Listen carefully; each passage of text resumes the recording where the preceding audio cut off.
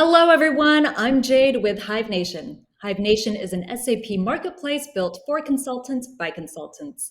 We're here to help every independent SAP consultant like yourself to not only find your next project, but also help you to grow your income, your skills, and your network. On this show, we bring on the world's experts to discuss everything from how to implement the latest trends in SAP and technology into your everyday operations to helping you take your career in SAP to the next level. Check us out and join us today at HiveNation.com. So, welcome everyone. In this episode, we'll be discussing how independent SAP consultants can reach financial freedom. With a bit of planning, there are steps you can take today to reach your financial goals tomorrow. Joining us is wealth advisor Greg Fox from Terramar Wealth. A Southern California native, Greg has several years' experience in the financial industry, acquiring half a dozen licenses and certifications to help his clients grow their wealth, save for significant life changes, and reach financial freedom. Hi, Greg. Thank you for joining us today. Hello, thank you for having me. I'm excited. Speak to people about this stuff every day and rarely in this sort of format. So I'm excited. Awesome. Well, hopefully, many more to come, right? Absolutely. First off, I just wanted to give a disclaimer for anything that I say today. The views and opinions expressed in this podcast are mine alone. They do not necessarily represent the views and opinions of Terramar Wealth or its affiliates. The content here should not be taken as financial advice, but for informational purposes only. Because each person and situation is unique, please consult a financial professional for any questions regarding your specific financial situation. Thank you, Greg. At Hive Nation, we actually provide you with some of these services at Terramar Wealth. So reach out to us on HiveNation.com for more information on how to get set up with some of these financial plannings. So Greg, you work a lot with consultants, and one of the toughest things that I've seen, with this demographic is their fluctuating income and sometimes the lack of accountability to their future. A lot of people move from employment, it's very set and settled. You have retirement plans set up, your 401k, but when they move into the independent worlds, they're now receiving a lot more money, which is fantastic, but sometimes the lack of financial planning ends up being disastrous down the line. So, what would you say is the number one financial pitfall that you see consultants make when moving from employment to independent work? Right. And I think you nailed it right on the head. The main thing that we see is people stop investing or saving for retirement because there's no 401k offered. It's often out of sight, out of mind. Or the consultants are just that type of personality is usually so laser focused and passionate about what they're doing. And they usually have a busier schedule. They often forget about themselves. So I feel like consultants, you often see a lot of do it yourself type people, and they just don't have the time to create a financial plan, and much less do any research. Right. Especially in the SAP world where you're constantly having to keep up with new technologies and you're having to educate yourself, in areas that aren't provided by your company anymore. Um, Absolutely. I mean, we've seen it also, not just even saving up for retirement, but let's say, you're pretty early on in your career, saving up for things like a house. You need to save up quite a bit, or, college funds. So, how can one save and grow their wealth on this type of fluctuating income? Right. Yeah. So that's something that we enjoy and we take a lot of pride in at this company versus other companies I've worked at in the past is financial planning versus financial sales. So consultants often they get in that role because they desire flexibility or for other reasons. And financial plans should be able to adapt. And you should find an advisor that creates a plan and finds investments that fit the plan rather than an advisor who finds investments and tries to create a plan to fit the investments. Would you say that financial sales, the more, people who are just trying to find investments? Right. I'd say that's the most common thing is you'll talk to somebody or you'll want to start investing. So you go, hey, I'm going to buy Tesla or I'm going to invest in a Roth IRA. Mhm. That might be a good idea for you. It might not. There's you got to start with the plan and then we can fill it out from there. And I think the number one thing for fluctuating incomes would be budgets. And it's probably the least exciting thing to talk about when you want to invest or save money. But with a fluctuating budget, it can be difficult. You can't just map it out month by month. Early in my career, I had a full commission job in this industry, and I made half my salary in 1 month, and I had another month where I made $5. Oh man. So it's tough to budget for a month like that. As far as retirement goes, tax deferral is usually the number one thing for when you're saving for retirement. So tax deferral is when you make money now, but you don't pay taxes on it until you withdraw the money. And then the opposite, you can go a Roth if your income qualifies. IRAs are a good bet for individuals that don't have 401k options. You don't get a match, but there's a lot more investment options. And then if you own your own business or you format your business that way, you can do an individual 401k or a solo K. And that can allow you to save a lot more money than a typical 401k. And we also go into a lot more retirement details. If you look at our platform and take a look at one of our retirement episodes with Tali, that was fantastic. And we're excited to have you and Tali on a panel in the future. So stay tuned. But in terms of financial planning versus financial sales, I'm glad that you made that distinction because, when a lot of people will just go to any type of wealth management company, kind of entrusting that your future can hopefully be laid out the way that you want. So, before we move on, what are some of the things that people should really look out for, watch for? So I think the main thing is finding somebody that you can trust, somebody that's not selling you on certain products, but selling you more on a financial plan and working with you, having the flexibility, a plan that it can adapt to change. And then depending on different people, they have different circumstances. So I think right now the hot ticket item right now is financial independence or the FIRE lifestyle, financial independence, retire early. And it's great, but a lot of people don't want to retire early. They like what they do and they want to work late. A lot of people want to work their normal career, but maybe less hours per week, give them time to travel and do other things. So I think the important thing is to have an advisor that listens to you and builds a plan around what you want and not necessarily the cookie cutter model. Gotcha. So basically, if people are starting to sell you on various investments, maybe get a second meeting with someone else.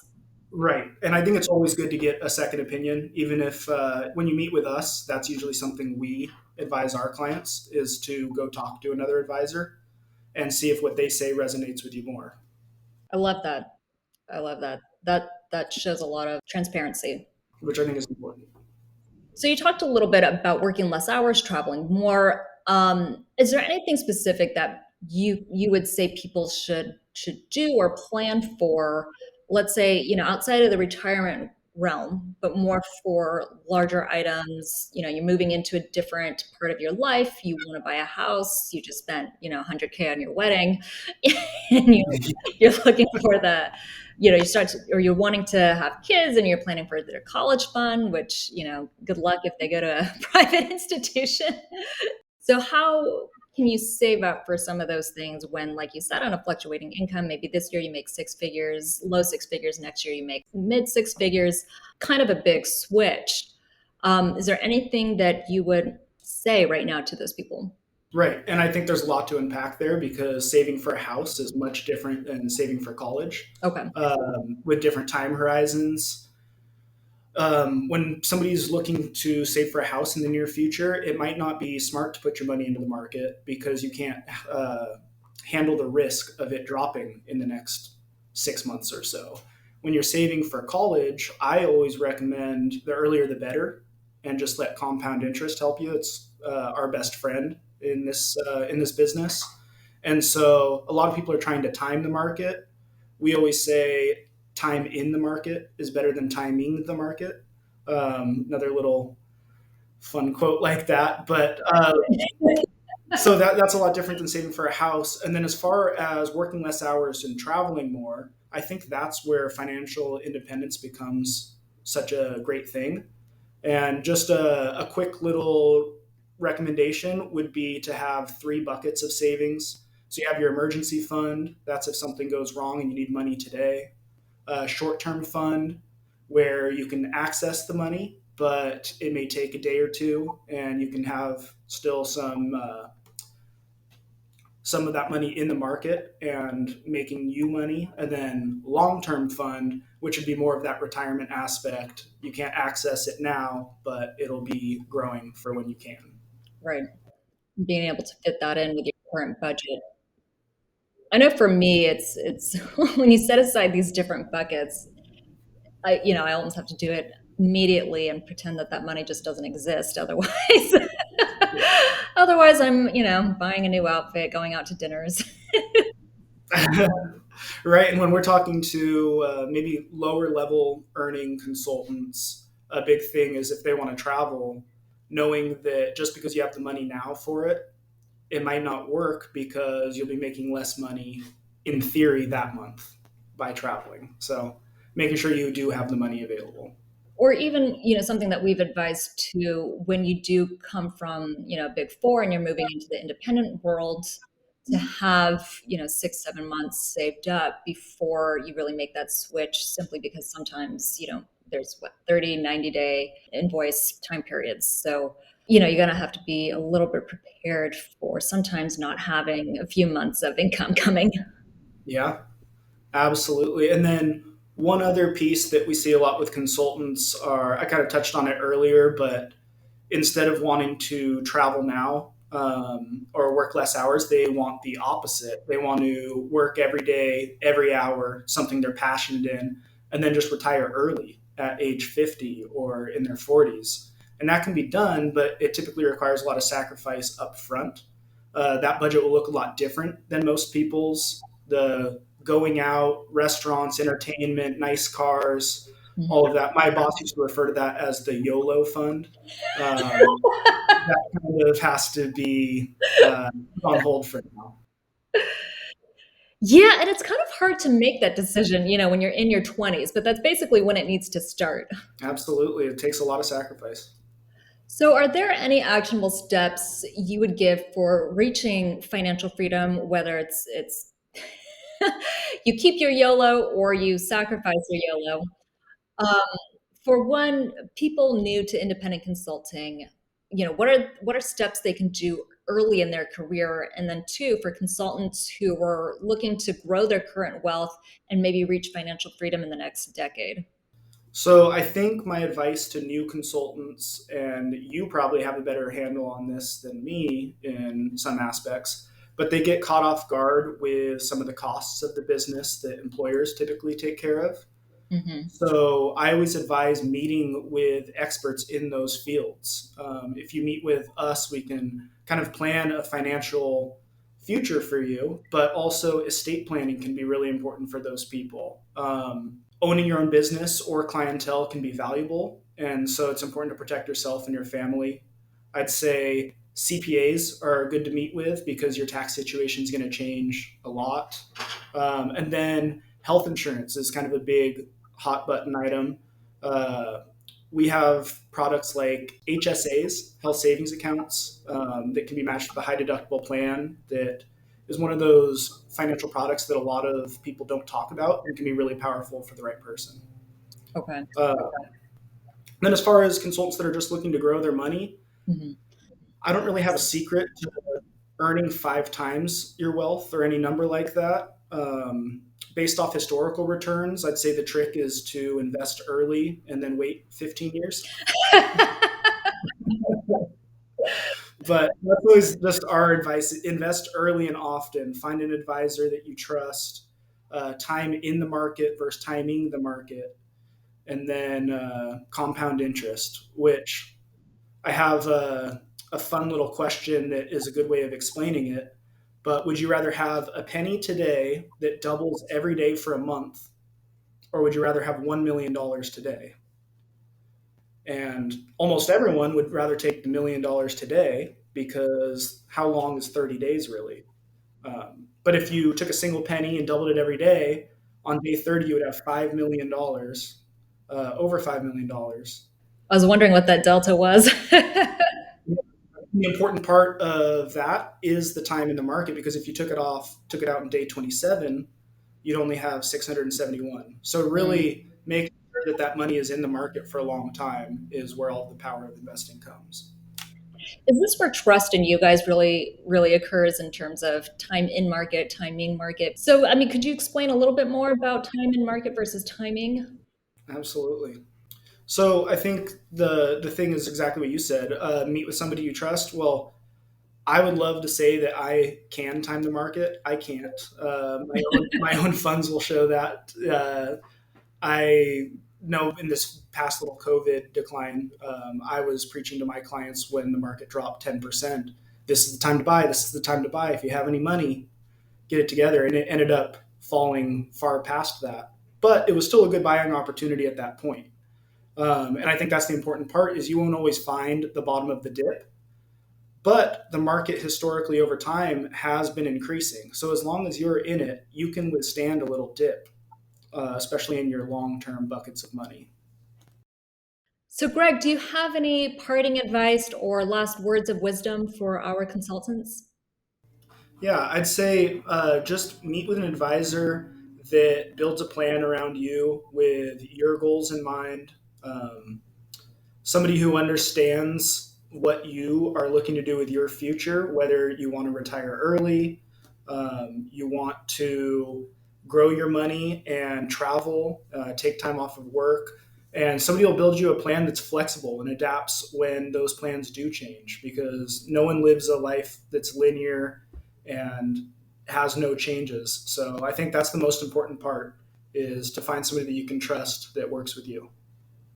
And when you're talking about a lot of these changes, how often do you have to keep restructuring this plan? Is it just dependent on, what project you're working on this year, or have you seen, maybe restructuring every 6 months or so?